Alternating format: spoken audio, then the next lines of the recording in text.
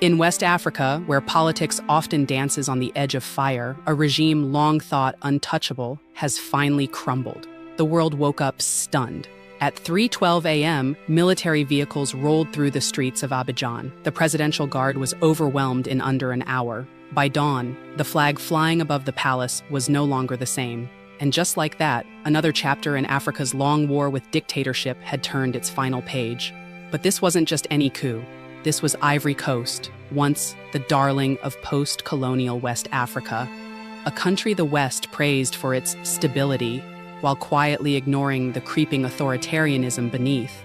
For more than a decade, President Alassane Ouattara had ruled with an iron grip camouflaged as democracy. For the elites, his regime brought profits. For the people, it brought fatigue, fear, and silence. Now, silence had turned to marching boots. Fatigue had turned into defiance, and the dictator had finally fallen. Ivory Coast military coup, the headline screamed. Another dictator is down. But this wasn't just about one man. It was about how he got there, who protected him, and why the military finally said, no more. They say power corrupts, but in Ivory Coast, power also forgets how to leave. In 2010, Alassane Ouattara was hailed by international observers as a beacon of progress.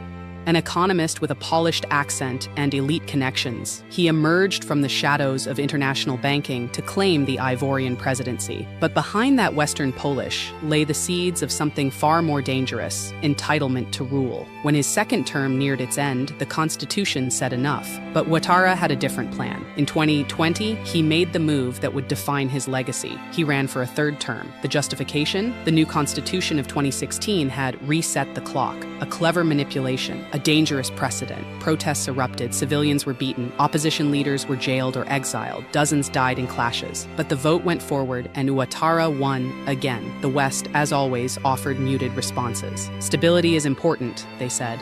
Let's maintain peace, they urged. But peace for whom, and at what cost? In reality, Ivory Coast was becoming a pressure cooker. Opposition parties were crippled. Security forces acted as private enforcers, journalists vanished, and the economy, though statistically strong, favored the elite, leaving the youth jobless, angry, and forgotten. For many Ivorians, their democracy had become a prison in disguise, and the man at the center refused to hand over the keys. But something was shifting, in the barracks, in the villages, even in the diaspora. Enough is enough. That whisper became a storm, and the storm was coming for Ouattara.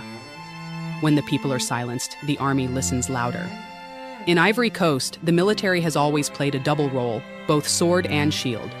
Under Ouattara, that role grew complicated. After the post-election civil war of 2010-2011, Ouattara consolidated power not just through elections, but by restructuring the armed forces. Promotions were handed out generously to loyalists. Rival officers were retired or reshuffled. Paramilitary units were merged under presidential command. But loyalty built on fear is never permanent. Over time, cracks began to form within the ranks. Young officers, those who had watched their parents lose jobs, their brothers migrate, their neighborhoods decay, began to ask uncomfortable questions. Why are we guarding a palace while people sleep hungry? Why are French troops still on our soil? Why are we arresting students and activists instead of protecting them? The older generals, many aligned with the regime, dismissed these doubts. But the younger ranks didn't forget. They watched, they waited. Then came Burkina Faso, Mali, Niger. Each time a corrupt, foreign-backed president was removed, the message grew clearer. You can take back your country, even from a suit and tie. In 2022, a classified memo circulated within the Ivorian military warning of ideological contamination from Burkina Faso's revolutionary wave. It was meant to stop something. Instead, it sparked something in secret meetings, in border camps, on encrypted apps. The idea began to form. We can be next, not for power, not for glory, but for restoration. A new generation of soldiers had made up their minds, and they were no longer just whispering, they were planning. Coups don't begin with gunfire, they begin with silence. By early 2023, something felt different in Ivory Coast. The usual performances continued. Ribbon-cutting ceremonies, presidential speeches, foreign dignitaries shaking hands and issuing grants. But beneath the surface, unease was rising. Opposition parties were either co-opted, exiled, or irrelevant. The press was muffled, civil society exhausted. And then, the president disappeared from public view. For over a month, Ouattara made no national address. Rumors swirled. Was he ill? Was he hiding? Was he preparing to flee? His office dismissed it all as logistical adjustments. But inside the army, the silence was confirmation. Something was falling apart, and no one was steering the ship. That vacuum was exactly what the younger military officers had waited for. They knew from history, the most successful coups don't erupt. They unfold, quietly, cleanly. So while the world focused on other crises, plans were drawn in dormitories, in barracks, in outposts near Bouaké and Korhogo. It was precise. Communications towers mapped, power grids identified, presidential escape routes monitored, foreign embassy movement tracked. They studied the errors of other coups, Sudan's chaos, Guinea's backlash, Niger's isolation. This one would be different. Swift, surgical, symbolic. The key: strike before the West could intervene and present it not as military lust, but as national salvation. The code name: Operation Renaissance. And the first signal would come from within the palace itself, from a uniform long trusted, now quietly aligned with the uprising. "It's time," the message read. Just 2 words, and with that, the countdown began. History doesn't knock twice. The night had come. It began at 03:12 a.m., while most of the capital was asleep and the heartbeat of the regime was at its weakest. Military convoys moved swiftly through Abidjan, engines off, headlights dimmed. No sirens, no public warnings, no chest beating. First target, RTI, Radio Diffusion Télévision Ivoirienne, state media headquarters. The soldiers entered with surgical precision, no resistance. The security guards were loyal to the flag, not the president. A junior officer, barely 28, took the mic. "This is not a coup against the people. This is a restoration of the people." The signal was live. Second target, Presidential Guard compound. Resistance was brief, shots were fired, but the corps had already defected. By 04:30 a.m., the palace was surrounded and its gates wide open. Alassane Ouattara was not found. Sources suggest he had been secretly evacuated 2 days earlier under French security escort. His final escape from the nation he had once claimed to lead into a golden future. But there was no gold now, only reckoning. By sunrise, the Ivorian tricolor flew alone, no longer guarded by oligarchs or foreign advisors, but by soldiers wearing new patches, for the people, not for power. And just like that, a regime had ended. There was no national anthem, no tanks in the streets, no parades, just stunned silence, and the slow realization that Ivory Coast had turned a page, perhaps for the last time.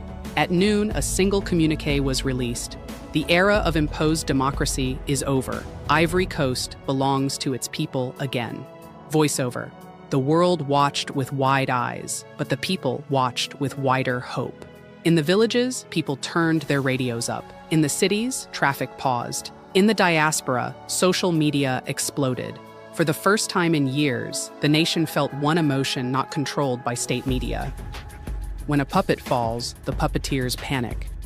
As Ivory Coast woke to a new dawn, the international community scrambled to find its voice. The first statement came from France, measured, cautious. "We are monitoring the situation in Abidjan and call for the restoration of constitutional order." But the truth was simple.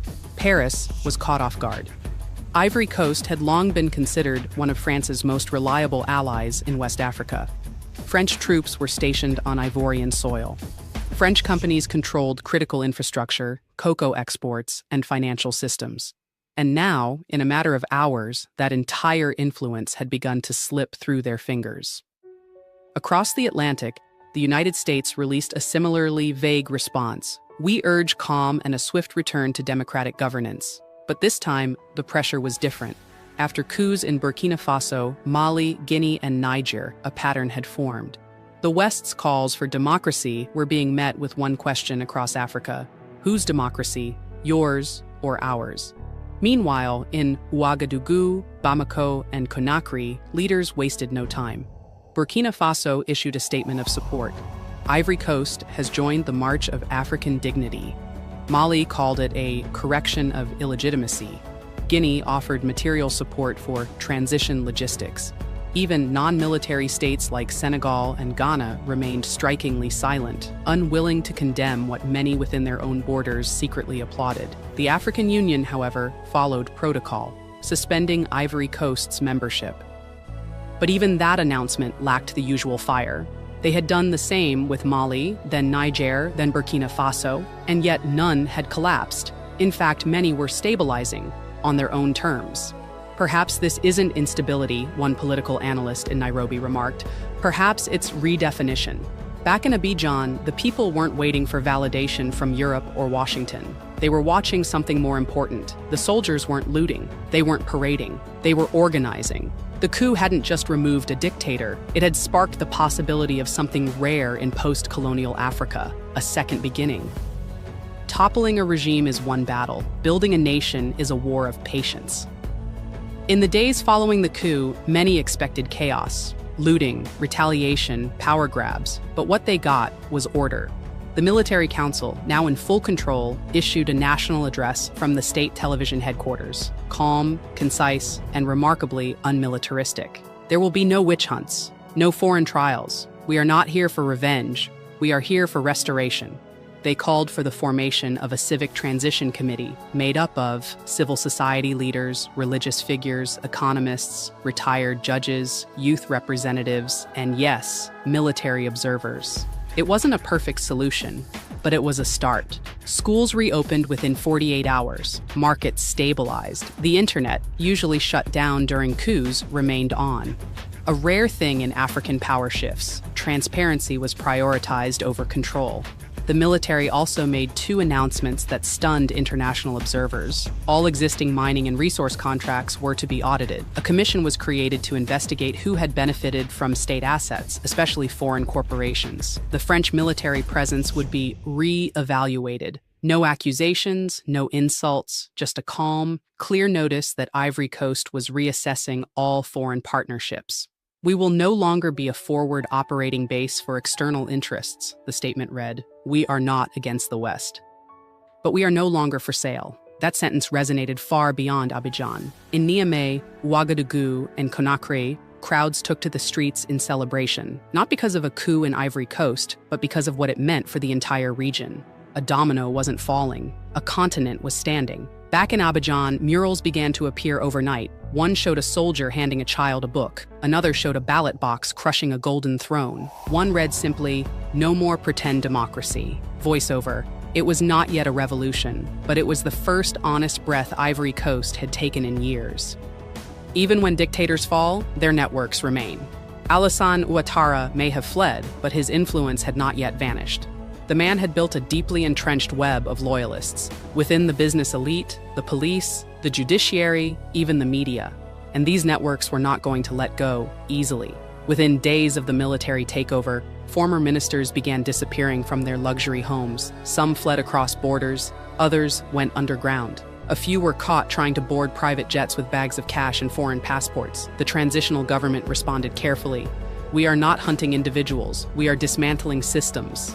But they weren't naive. They knew power doesn't just vanish. It hides, it adapts, it strikes back when memory fades. A full investigation was launched into election tampering from 2015 to 2020, foreign wire transfers tied to infrastructure contracts, paramilitary crackdowns on civilian protests, state-controlled media disinformation campaigns. One shocking revelation came just days into the probe. Over $1.2 billion in state funds had been laundered through shell companies based in Paris, Dubai, and Mauritius, allegedly routed through Ouattara's inner circle. Western banks denied wrongdoing, but the documents were undeniable. The people, however, didn't need proof. They had felt the corruption in their bones for years.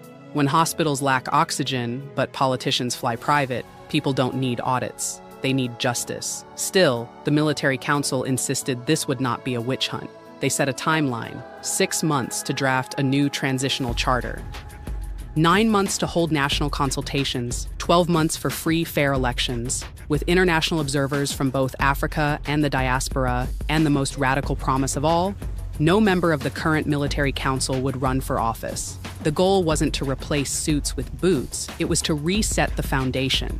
Across universities, mosques, churches, and town halls, a single question echoed: if not dictatorship and not imported democracy, then what? Voiceover.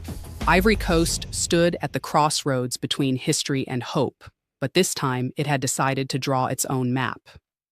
In one country, a coup. In a continent, a question: what comes after?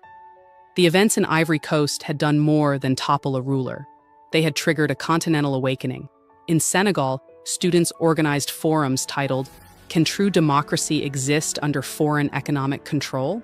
In Gabon, police officers quietly joined youth protests against elite corruption. In Nigeria, hashtags like "Jack's Our Turn Next" trended for days, fueled by frustration over stagnant elections, inflation, and empty promises. But it wasn't just the street movements watching Ivory Coast. African think tanks, university scholars, and constitutional lawyers were dissecting what had just occurred. Was this a coup or a necessary correction? Was it a rebellion or a reset? Could a military transition model like this, clean, planned, people-oriented, be a blueprint? One article in the Addis Ababa Review made headlines: "The West fears coups, Africa fears silence." And therein lay the truth. For decades, the West had defined stability in Africa as whatever ensured foreign access to minerals, markets, and military zones. Meanwhile, African citizens had defined stability as clean water, fair elections, schools that function, hospitals that save lives. The two definitions were no longer compatible. Back in Abidjan, that disconnect became fuel. The Transitional Council opened the first-ever national forum on civic governance, streamed live online, unfiltered.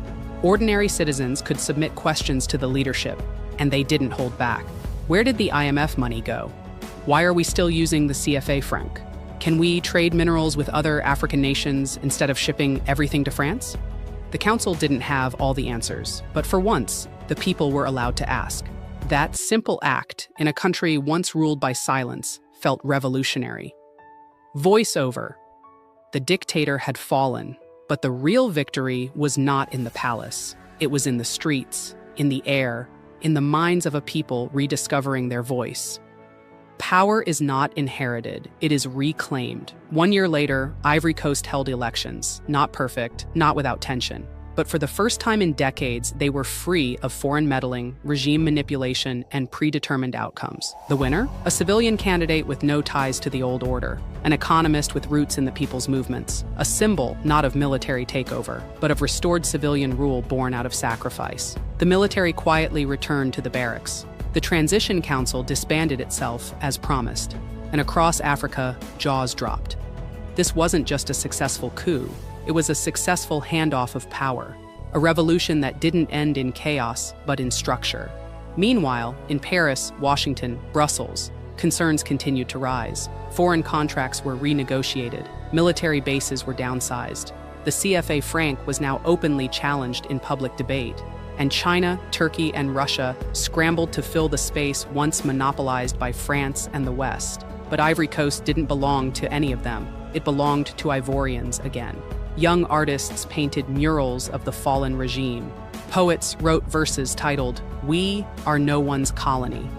A new anthem was proposed, one that spoke not of submission, but of dignity, unity, and renewal. And though Alassane Ouattara remained in exile, his image had faded. He was no longer feared. He was no longer relevant. He was a ghost of an old Africa, a symbol of the era where power was hoarded, not shared. That era had ended, not just in Abidjan, but across a continent waking from a long and manipulated dream. Voiceover closes. Ivory Coast's military coup was not just about one man falling. It was about a nation rising. It was about redefining power and reminding Africa and the world that sovereignty is not given, it is taken back, and this time it's here to stay. Fade to black, soundtrack, a new national rhythm rising with the people's voices, not imposed from above.